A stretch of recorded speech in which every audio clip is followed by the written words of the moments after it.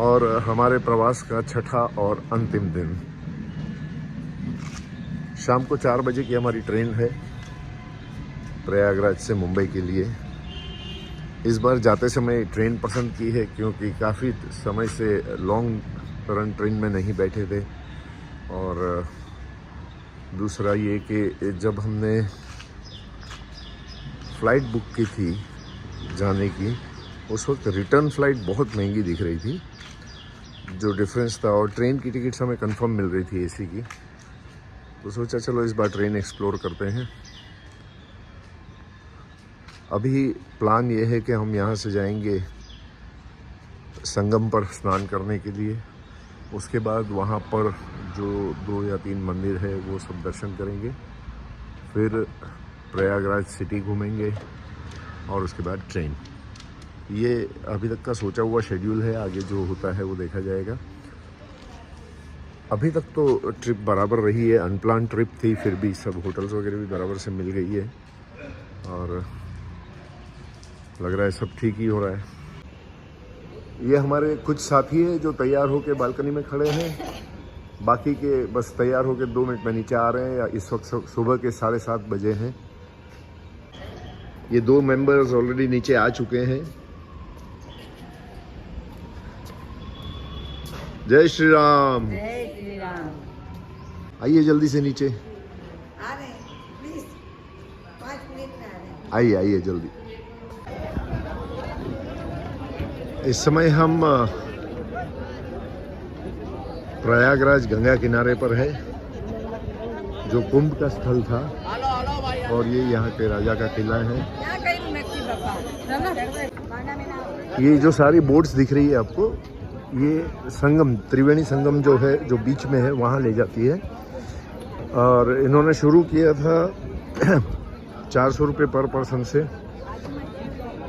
हम 9 जन हैं, हमने बार्गेन करवा के 2200 रुपये में किया है आना जाना। बार्गेनिंग तो चलती ही है। देखिए हमारी जो नाव है सारी नावों के बीच में घिरी हुई है। अब कला ये होगी इनकी कि कैसे ये नाव को निकालेंगे और हमें ले जाएंगे।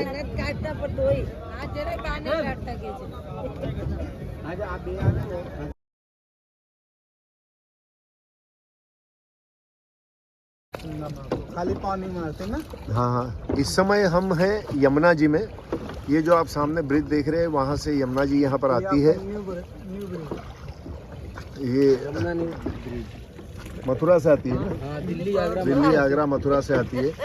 और ये जो आप सामने झंडे लगे हुए देख रहे हैं, वहाँ पे उस तरफ से गंगा जी आती है, और दोनों का मिलन जो होता है उसे संगम कहते हैं। जो त्रिवेणी नदी, तीसरी नदी है, वो गुप्त है, सरस्वती। गंगा यमुना सरस्वती का संगम, सभी को पता होगा ये बात। तो इस समय हम यमुना जी से पार कर रहे हैं।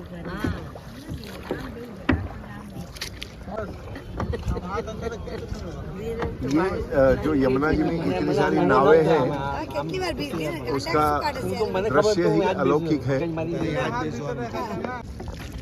यह जो पंडाल दिख रहा है, यहाँ पर पहले कुंभ के दरमियान पहले मोरारजी बापू ने कथा की थी, उसके बाद पंडित धीरेन्द्र शास्त्री जी बागेश्वर धाम वाले, उनकी कथा हुई थी। ये अरेल घाट, कौन सा? अरेल घाट। अरेल घाट।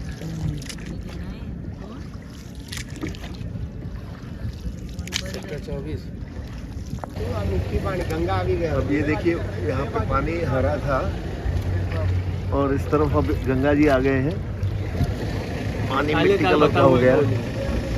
और ये हम टीवी में देखते हैं यमुना जी साफ करने की जो मशीन दिल्ली में चल रही है, वो यहाँ पर भी 2 मशीन चलती है, कंटिन्यूस सफाई चालू रहती है।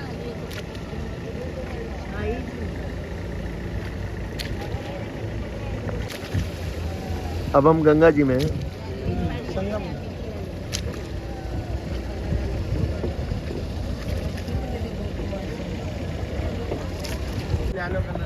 ये देखिए कॉम्बिनेशन, एक इस तरफ का जल मिट्टी वाला है और उस तरफ का जल हरा है, बराबर कि काला है, कौन सा है? यमुना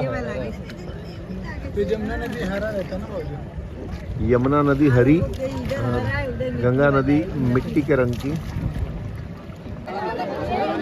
इस समय मैं जहाँ पे खड़ा हूँ इस बोट को ये प्लेटफॉर्म बोलते हैं, और जो नाव जिससे हम आए हैं उससे हमें इस प्लेटफॉर्म नाव पर आना है और फिर आगे बढ़कर एक इस तरह का ये प्लेटफॉर्म लगा हुआ है, वहाँ से स्नान करना है। और इस प्लेटफॉर्म बोट पे आने का चार्ज हमने 50 रुपया पर व्यक्ति दिया है। वैसे वो 100 भी मांगते हैं, 150 भी मांगते हैं। और ये देखिए हर एक बोट पर यहाँ पर पूजा पाठ भी होती है, जिसका जैसे जिसको जितना करवाना हो।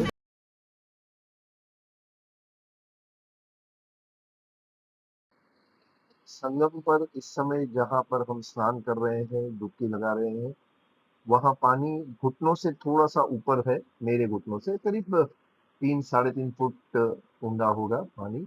और हमें बताया गया है कि ये जो पानी का बहाव है बढ़ता जाता है, कम होता जाता है, और साल में कम से कम 2 बार गंगा मैया लेटे हनुमान जी जो काफी दूर किनारे पर लेटे हुए हैं, उन्हें स्नान कराती है, कम से कम 2 बार। संगम में स्नान करते समय मन को इतना अच्छा लग रहा है और वातावरण भी बहुत ही पवित्र लग रहा है, जिसका मैं शब्दों में वर्णन नहीं कर सकता हूँ। परंतु आपसे एक बात यही कहूँगा कि अवसर मिले तो नहीं, अवसर निकाल कर जीवन में एक बार यहाँ का जो है लाभ अवश्य लीजिएगा, ज़रूर यहाँ पर आइएगा, आपको स्वयं बहुत अच्छा लगेगा। हाँ ये चूना चला अरे कपडे जमा कर आपले सगळे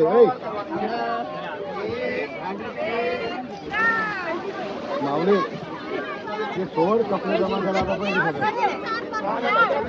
कपडे जमा कर कपडे बदलाव सर्दी आपली पाहिजे।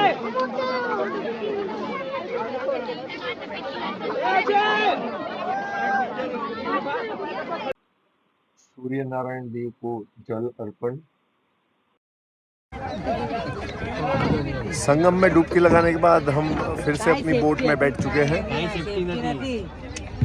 फिर से किनारे की तरफ जाते हुए। कल हमने जो लेटे हनुमान के दर्शन किए थे ना, भाई साहब बता रहे कि पूरी सीजन में जब बारिश होती है तब गंगा मैया कम से कम 1 या 2 बार तो उनको नहलाती है। मतलब गंगा मैया वहाँ तक चली जाती है और उनको नहला के वापस आती है। मतलब इतना फोर्स बढ़ जाता है पानी का, वहाँ तक पानी पहुँच जाता है और हनुमान जी नहा लेते हैं गंगा मैया में। चलो वापस बोलो एक बार सब कुछ बोलो। क्या ये छेवट ब्रिज आपका, यहाँ भगवान राम ने विश्राम किया था। हाँ, जब वनवास हुआ था 14 साल का, तब हाँ। जाकर विश्राम किए थे। फिर ऐसे पैदल चित्रकूट चले गए। अच्छा। और सीता मैया ने यहाँ पर पिंडदान किया था जनक राजा का। राजा दशरथ का। अच्छा, राजा दशरथ का। और लेटे हनुमान जो है, लेटे हनुमान जो है ना, वो किले में अकबर ले जाना चाहता था लेकिन नहीं गया। हाथी सिंचवाया, सब सिंचवाया, हाँ नहीं गया। और नीचे जाता था, जितना निकालता था डेली मैं नीचे चले जाता। अच्छा, इसीलिए ये सत्य है लेटे हनुमान जी का।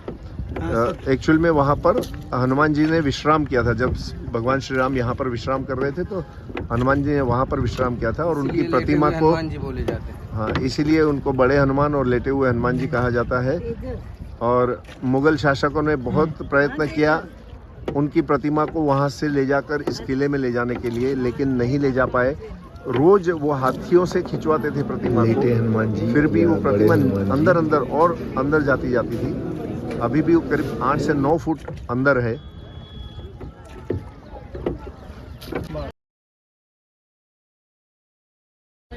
ये जो पेड़ है कहते हैं ये कभी सूखता नहीं है, क्योंकि सीता माता का आशीर्वाद है। जैसे औरंगजेब ने इस पे तेजाब डलवा दिया था, फिर भी कुछ हुआ नहीं। चद्दर रखवा दिया था। चद्दर रखवा दिया था। अच्छा, कि उसे लाइट पानी ना मिले। ऊपर आए। अच्छा, फिर भी कुछ हुआ नहीं।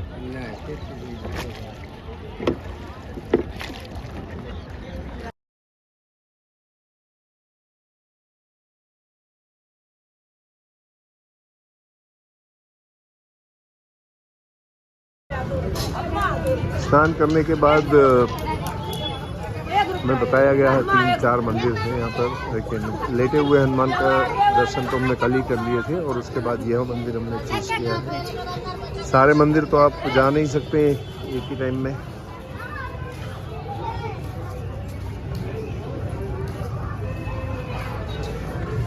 आलोप शंकरी देवी माँ का मंदिर।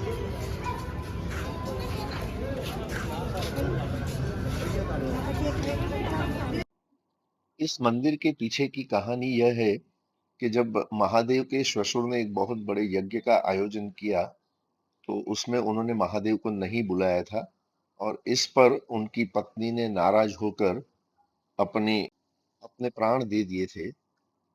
जब महादेव को पता चला तो वे बहुत ही क्रोधित हुए और अपनी पत्नी का शव अपने कंधों पर उठाकर भयंकर तांडव करने लगे।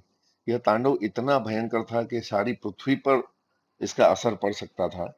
इसलिए फिर भगवान विष्णु बीच में आए और उन्होंने देवी के शरीर के टुकड़े टुकड़े करके सारी पृथ्वी पर फेंक दिए, जिससे कि महादेव उनके शरीर को ना देख सके और उनका जो क्रोध है वो शांत हो जाए। उस देवी का दाहिना पैर यहाँ गिरा था, इसलिए यहाँ पर किसी भी प्रकार की प्रतिमा नहीं है, सिर्फ उनके पैर की आकृति है और उसी की पूजा की जाती है, ऐसा हमें बताया गया है। और ये हमारे अंतिम कुछ घंटे प्रयागराज में, और ज़्यादा कुछ दिखाने के लिए है नहीं। अब प्रयागराज की सड़कें, प्रयागराज की मार्केट्स, प्रयागराज के जो रोड साइड शॉप्स है वो आपको दिखा सक रहा हूँ मैं।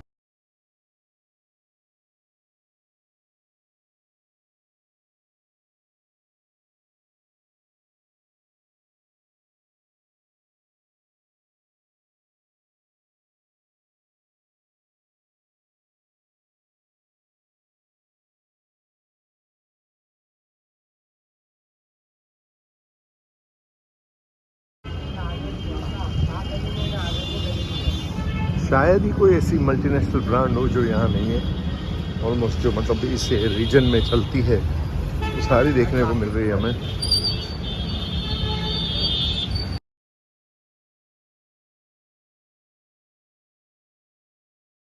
हम ट्रेन में बैठ चुके हैं। वैसे ट्रेन करीब 1 घंटे से ज़्यादा लेट है और एक बार फिर से हमें सोचना पड़ रहा है कि फ़्लाइट से गए होते तो आधा रास्ता तो बॉम्बे का कट गया होता। 2.5 घंटे की फ़्लाइट होती है और 1 घंटा तो ट्रेन ही लेट है। ठीक है, चलो एक बार और अनुभव हो जाएगा ये। वैसे ट्रेन में हमें हमारी सारी सीटें अलग अलग थी, 4 एक तरफ, 2 दूसरी तरफ। तो जो साथी पैसेंजर्स थे वो बहुत ही अच्छे थे, बहुत ही कोऑपरेटिव थे। उन्होंने तुरंत एडजस्टमेंट कर लिया और हम 6 जन साथ में बैठ गए। और भी 2 जन आ रहे हैं, वो भी बैठ जाएंगे क्योंकि और भी बगल में जो 2 लोग हैं उन्होंने भी एडजस्टमेंट किया है। तो ये हम भारतीयों की एक अच्छी विशेषता है कि एक दूसरे का प्रॉब्लम समझते हैं और एडजस्ट कर लेते हैं।